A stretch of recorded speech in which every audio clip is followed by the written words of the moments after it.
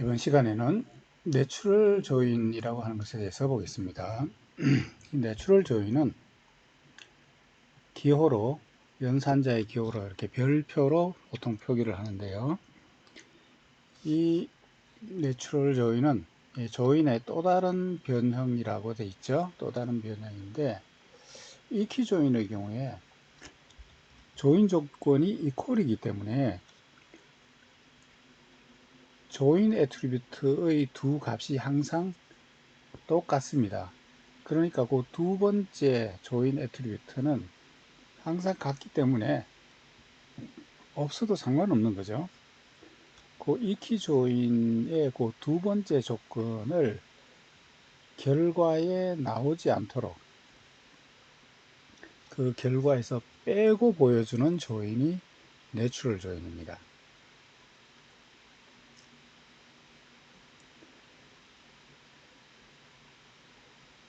이 내추럴 조인은 두 테이블들 사이에 그 조인되는 그 애트리뷰트의 이름이 같은 이름을 사용하도록 이렇게 하게 되면, 별표만 딱 표시하게 되면 같은 이름끼리 조인을 하기 때문에 무슨 애트리뷰트가 조인 애트리뷰트라고 하는 것을 표시하지 않아도 돼서 이 조인에 대한 식을 굉장히 간단하게 표현할 수 있는 이런 용도로 사용하는 것이 내추럴 조인입니다. 이 내추럴 조인은 SQL 할 때도 나왔던 거죠. 관계 대수에서 정의하는 내추럴 조인을 SQL에서 도입해서 내추럴 조인 연산도 추가로 제공했던 것이죠. 자, 예를 들어서 여기 보시면 디파트먼트 테이블에 하고 디파트먼트의 위치를 저장하고 있는 디파트먼트 로케이션 하고를 자연 조인을 했습니다. 디파트먼트에 dNumber라고 하는 애트리뷰트가 있어요. 부서 위치도 dNumber에 대해서 위치가 어디에 있는가 하는 위치가 있는 그런 정보죠. 그래서 dNumber라고 하는 똑같은 애트리뷰트로 조인을 할 경우 이렇게 별표로 표시를 하면 되고, 여기에도 dNumber가 있고 여기에도 dNumber가 있는데 결과에는 애트리뷰트 하나만 표시하고 똑같은 값을 갖는 걸 두 번 표시할 필요가 없다라고 해서 한 번만 표시하는 이런 결과가 나오도록 하는 것이 내추럴 조인입니다. 이 내추럴 조인은 묵시적으로 이퀄 조건을 똑같은 이름의 양쪽 테이블에 똑같은 이름의 애트리뷰트 이름으로 이퀄 조건을 사용한다라고 하는 그런 게 이제 묵시적으로 들어있는 것이 내추럴 조인입니다. 자, 여기 예를 들어서 여기 R에 A, B, C, D라고 하는 애트리뷰트가 있고 S에 C, D, E라고 하는 애트리뷰트가 있는데 이 둘을 자연 조인한다 라고 하게 되면 같은 이름을 가지고 있는 C와 D를 조인 조건으로 해서 조인을 합니다. 그래서 C를 동일 조건으로, 그리고 AND D를 동일 조건으로 이렇게 C와 D를 조인 조건, 이퀄 조건의 조인 조건으로 해서 조인을 하고요. 결과에는 똑같은 값이 반복해서 나올 필요 없이 한 번만 이렇게 결과에 나오도록 이렇게 조인 결과를 만드는 것이 내추럴 조인입니다.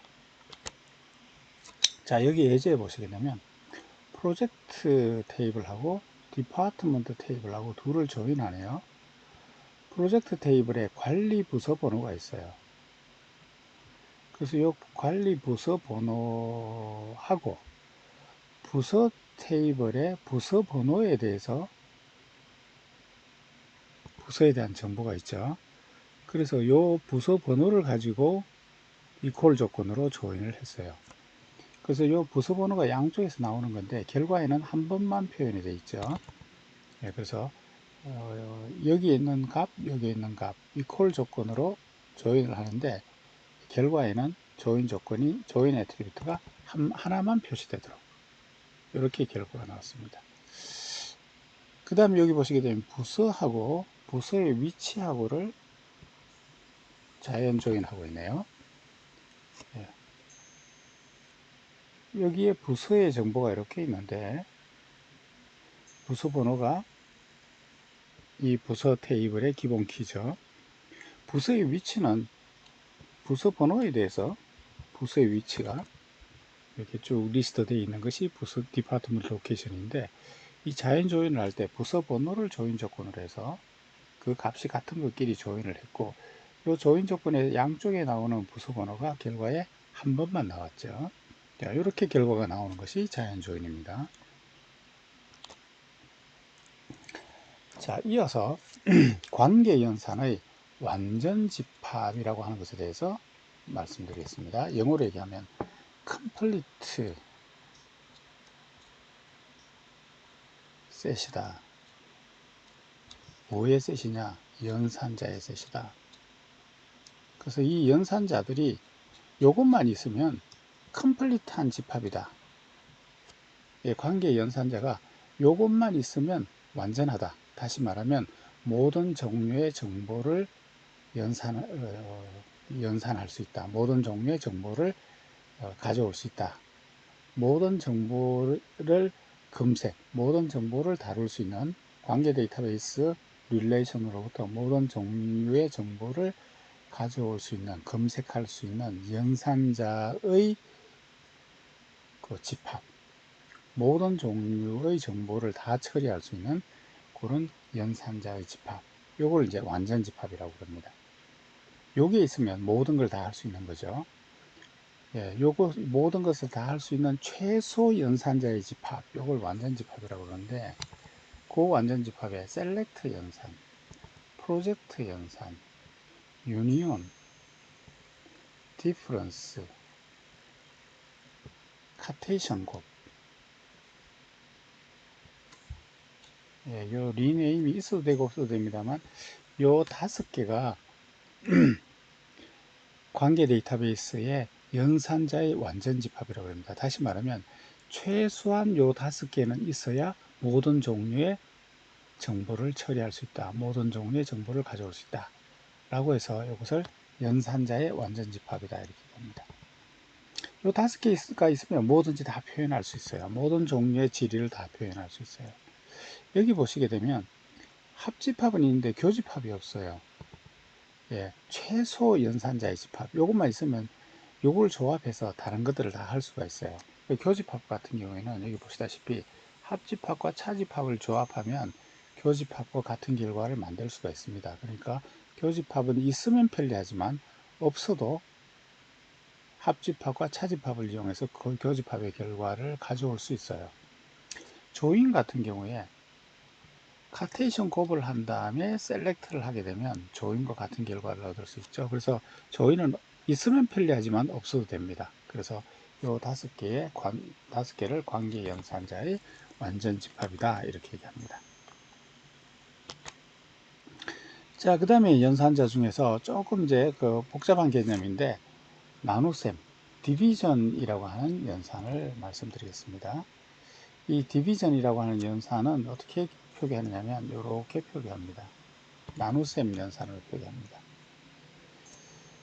자, 여기는 R이라는 릴레이션이 G라고 하는 애트리뷰트 집합으로 이루어져 있고, S는 X로 이루어져 있다. 뭐 하여간 여기 좀 복잡하게 되어 있는데, 그림으로 표시하면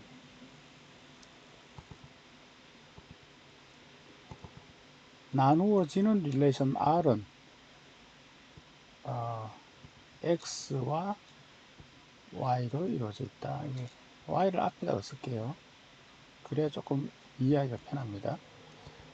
X와 Y로 이루어져 있다. 나누는 연산은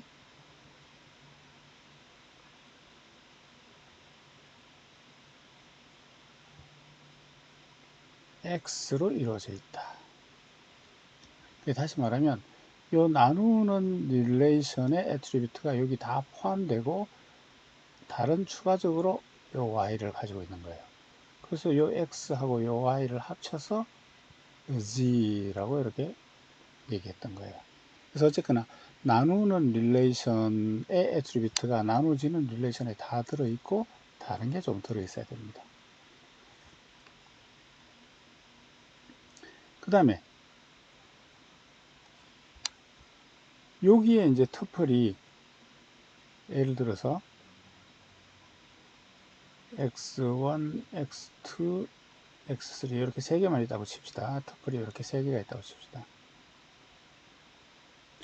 요 x1, x2, x3 얘를 다 가지고 있는 요 y의 값, y의 어떤 값이 요 x를 다 가지고 있는 요걸 찾는 것이 나눗셈 연산이에요. 예를 들어서 x1, x2만 있다. y2는. 그러면 이제 이 x로 나눌 수가 없어요. 이게 다 있어야 되니까. 예를 들어서 y3는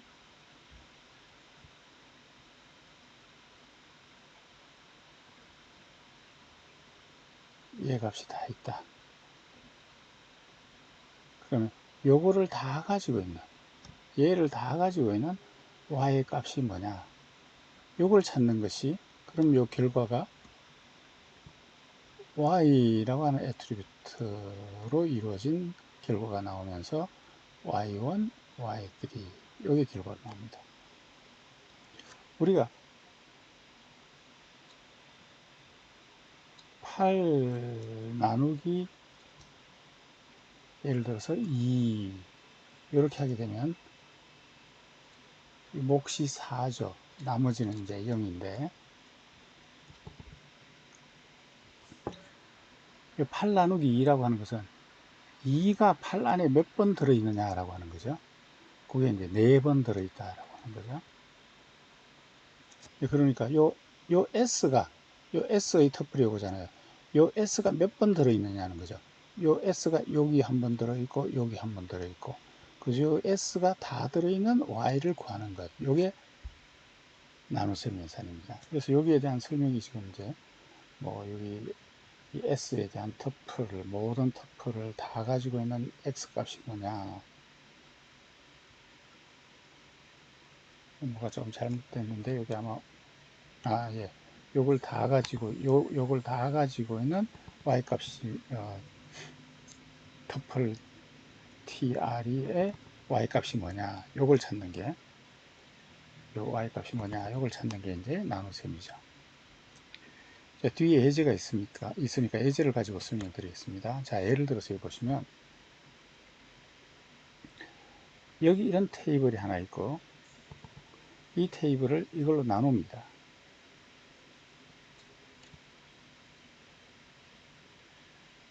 예, P&O가 1, 2예요. 1, 2를 다 가지고 있는 얘의 값. 요거는 1, 2가 아니죠. 3만 있죠. 요거는 1, 2를 다 가지고 있죠. 요거는 1, 2가 없죠. 여기는 1, 2가 없죠. 2만 있고 1은 없죠. 여기도 1, 2가 없고, 여기도 1, 2가 없고, 여기도 1, 2가 없고, 여기도 1, 2가 없고. 그러니까 1, 2를 다 가지고 있는 건 얘하고 얘죠. 그래서 결과가 요게 나왔습니다. 예, 요걸 구하는 게 나눗셈 연산이에요. 자, 요거는 어디 쓰이느냐 하면, 예를 들어서 여기가 과목이라고 쳐봅시다. 1번 과목, 2번 과목. 여기가 학생의 수강 내역이라고 쳐봅시다. 여기가 학번이고, 그 학번의 학생이 수강한 과목이에요. 어느 학번이 무슨 과목을 수강했고, 어느 학번이 무슨 과목을 수강했고, 이렇게 돼 있어요. 자, 여기 개설되는 과목이 여기 이제 두 개가 있는데, 이 개설되는 과목을 모두 다 수강하는 학생, 모든 과목을 수강하는 학생.